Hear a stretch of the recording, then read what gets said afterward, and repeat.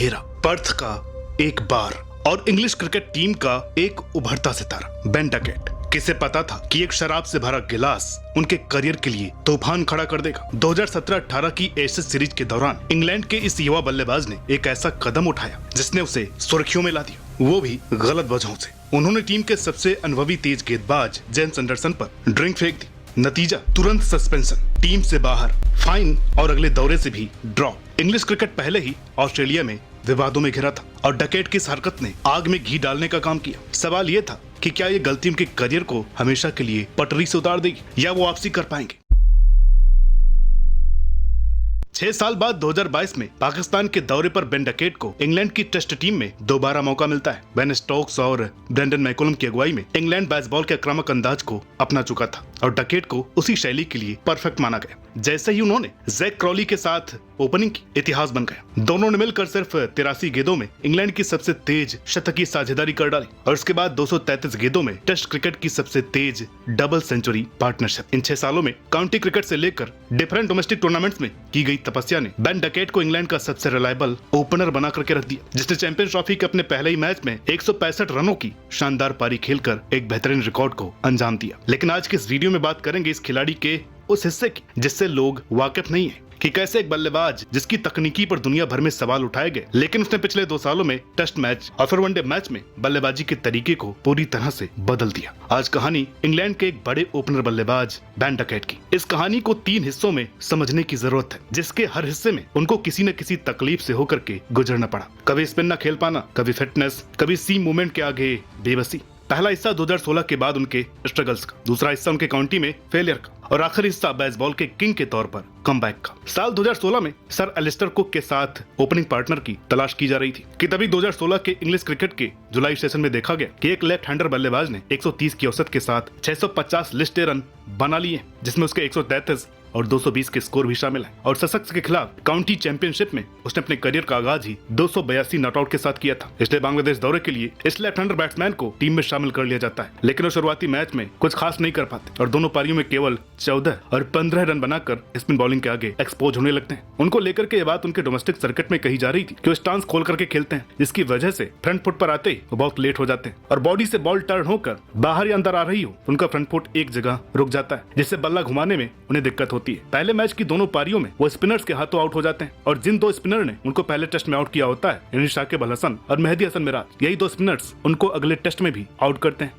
लेकिन दूसरे टेस्ट की दूसरी पारी में डकेट एक उस तकनीकी का इजाद करते हैं जिसे बाद में इंग्लैंड बेसबॉल के तौर पर लागू करता है, यानी वो स्पिन के खिलाफ एक्सपोज होने से पहले ही उन पर अटैक करना शुरू कर देते हैं और 64 बॉल्स में तेज 56 रन बनाकर आउट हो जाते हैं। लेकिन इस वक्त ये अप्रोच टेस्ट के हिसाब से अप्रिशिएट नहीं की जाती। फिर भी इसके बावजूद इंडिया दौरे के लिए उनको टीम में शामिल कर लिया जाता है, लेकिन उनको ओपन न करवा करके नंबर 4 पर डिमोट कर दिया जाता है, जहाँ फिर से वो पहले टेस्ट की पहली पारी में अश्विन के सामने एक्सपोज हो जाते हैं और आउट होने का तरीका फिर वही, ऑफ साइड पर पूरा फ्रंट फुट का नहीं आना, जिसकी वजह से बल्ले का बाहरी किनारा और स्लिप में आउट। अगले टेस्ट में दोनों की पारियों में भी रविचंद्रन अश्विन उनको आउट करते हैं, जिसके बाद उनको ड्रॉप कर दिया जाता है। लेकिन पेस बॉलिंग के लिए उनकी इस तकनीकी को ध्यान में रखते हुए इसी साल होने वाली एशेज सीरीज में वो शामिल हो जाते हैं। लेकिन जो बार वाला इंसिडेंट होता है, जिसकी बात हमने वीडियो की स्टार्टिंग में की हुई है, उसकी वजह से उनको पूरी सीरीज से बैन कर दिया जाता है और फिर इंग्लैंड क्रिकेट से सस्पेंड हो जाते हैं। इसके अलावा फिटनेस इश्यूज ने भी बार बार उनकी क्रेडिबिलिटी पर सवाल खड़े किए। 2015 में नॉर्दर्न क्लब्स के बारबाडोस टूर से फिटनेस टेस्ट में फेल होने पर उनको इंग्लैंड अंडर 19 से भी ड्रॉप किया जा चुका था। अब चूंकि मैदान पर खिलाड़ी खेलते हैं सिर्फ 11, तो ये समस्या बन जाती है कि किसको खिलाएं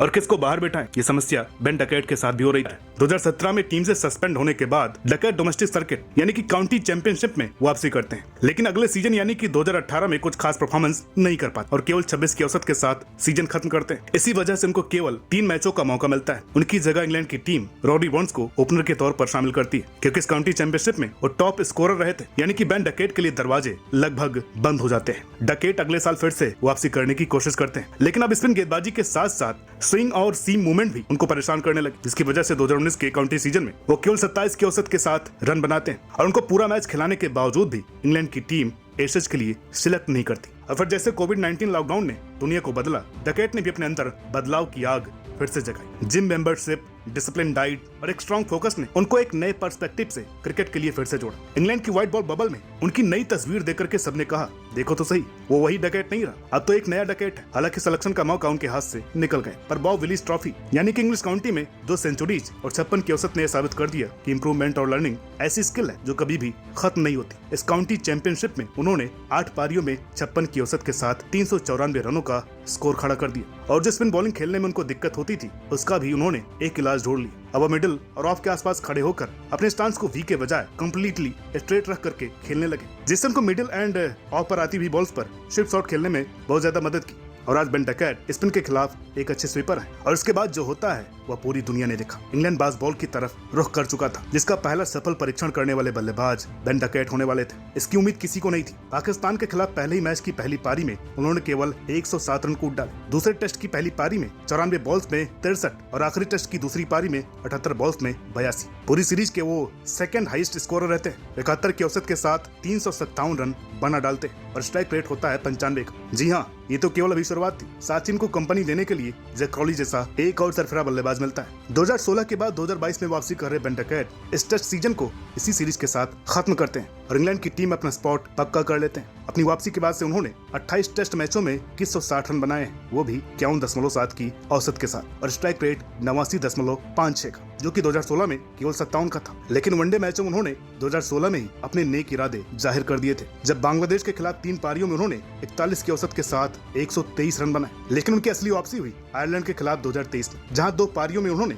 155 रन बनाए। लेकिन वेस्ट इंडीज और दक्षिण अफ्रीका के खिलाफ एक्सपोज होने लगे। इस बार स्पिन की बजाय उनको ऑकवर्ड बाउंस से परेशान किया गया, लेकिन कमबैक में माहिर इस बल्लेबाज ने इसका भी जुगाड़ निकाल लिया। अब वो ऑकवर्ड बाउंस को आराम से फाइन लेग और थर्ड मैन के एरिया में और ज्यादा फाइन खेलने लगे, ताकि बाउंड्री मिलती रहे और कैच आउट होने की पॉसिबिलिटी भी कम हो जाए। इसका सबसे अच्छा सबूत उन्होंने ऑस्ट्रेलिया के खिलाफ 2024 में हुई वनडे सीरीज में दिया, जब उन्होंने 5 पारियों में 78 की औसत और 127 की चौंकाने वाले स्ट्राइक रेट के साथ 312 रन बना डाले। इन 5 पारियों में से 3 पारियों में उन्होंने 50+ का स्कोर हासिल किया, जिसमें से एक शतक भी शामिल है। लेकिन भारत के खिलाफ जनवरी में हुई टेस्ट सीरीज में 10 पारियों में उनके बल्ले से केवल और केवल 343 रन निकल पाते हैं। अगर आप इस वीडियो में अभी तक बने हुए हैं तो आपको एक चीज का अंदाजा आ रहा होगा कि एक बल्लेबाज के लिए कितने सारे मौकों पर आउट होने के खतरे मंडराते रहते हैं। हर दौर में किसी न किसी बल्लेबाज ने इन मुश्किलों का सामना किया। फॉर एग्जांपल, सचिन तेंदुलकर के लिए 2004 के ऑस्ट्रेलिया दौरे में कवर ड्राइव एक अभिशाप बन गया, और वही अभिशाप फिलहाल विराट कोहली के लिए पीछे पड़ा हुआ है। इसके अलावा रोहित शर्मा के लिए पढ़कर बाहर निकलती हुई बॉल अभी भी मुश्किल पैदा करती है। तो वहीं बाबर आजम के लिए आसमान उछाल और लेग स्पिन न पढ़ पाना परेशानी का सबब बना हुआ है। लेकिन हर बार कोई बेन डकैट को देख करके सीख सकता है कि कैसे उन्होंने हर मुश्किल के हिसाब से खुद को एडजस्ट किया। लेकिन 2024 में जब उनको दोबारा पाकिस्तान के खिलाफ टेस्ट टीम में शामिल किया जाता है, तो फिर से वही इतिहास दोहराने लगते हैं जो 2022 में उन्होंने खुद से अंजाम दिया था। पहले टेस्ट में 75 बॉल्स में 84 और दूसरे में 114। दूसरे टेस्ट के रन इसलिए अहम है क्योंकि पाकिस्तान ने पूरी पिच को स्पिन ट्रैक में बदल दी, जब बॉल्स बाउलिंग नागिन की तरह चक्कर खाकर बल्लेबाज की तरफ जा रही थी। उसके बावजूद भी बेन डकैट ने दिखा दिया कि उन्होंने स्पिन खेलने में मास्टरी हासिल की हुई है। उन्होंने स्विप मार कर साजिद खान और नुमान अली को बेअसर कर दिया। फिर तीसरे टेस्ट में फर्ली फर्निश नागिन पिच पर जब पूरी इंग्लिश टीम का टॉप ऑर्डर फ्लॉप हुआ जा रहा था, तो बेन डकैट ने यहाँ भी 52 रनों की पारी खेली। लेकिन वो कहते हैं ना कि अगर राहें सभी आसान होती तो मंजिल की कदर कौन करता, अगर हर जंग जीते जाते तो सबकों का असर कौन करता। बेन डकैट की स्किल तो T20 टाइप थी, लेकिन T20 में उनका टाइप काम नहीं आ पाया। साल 2022 में उन्होंने न केवल टेस्ट में बल्कि T20 में भी वापसी की और 46 के औसत के साथ 160 का स्ट्राइक रेट हासिल कर साल को खत्म किया। लेकिन 2023 में 18 की औसत ने उनको T20 वर्ल्ड कप 2024 की प्लेइंग 11 का हिस्सा नहीं बनने दिया। तब से इस साल जनवरी में उन्होंने भारत के खिलाफ T20 सीरीज में हिस्सा लिया और 5 मैचों में केवल 97 रन बनाकर शायद अब खुद को इस फॉर्मेट से दूर कर लिया है। हालांकि इस वनडे सीरीज में उन्होंने अकेले ही मोर्चा संभाल कर रखा और इंग्लैंड की तरफ से हाईएस्ट स्कोरर है। इन 2-2.5 सालों में जिस तरीके से बल्लेबाजी बेन डकैट ने की है, उसको इंग्लैंड के इतिहास में एक इंस्पिरेशनल और कामयाब तरीन कमबैक के तौर पर हमेशा याद रखा जाएगा। भले इंग्लैंड चैंपियंस ट्रॉफी का पहला मैच हार गया हो, लेकिन जैसी कमिटमेंट और डिटर्मिनेशन बेन डकैट ने दिखाई है, ये शायद बाकी बल्लेबाजों को, खास करके मिडिल ऑर्डर को, एक सबक जरूर देगी कि जो आपका काम है वो आप सही तरीके से मुकम्मल करें। उम्मीद करते हैं कि आपको ये वीडियो पसंद आई होगी। वीडियो अच्छी लगी हो तो प्लीज लाइक करें, शेयर करें। चैनल पर नए हैं तो प्लीज इसे सब्सक्राइब करना ना भूलें। मिलते हैं आपसे अगली वीडियो में, तब तक के लिए नमस्कार।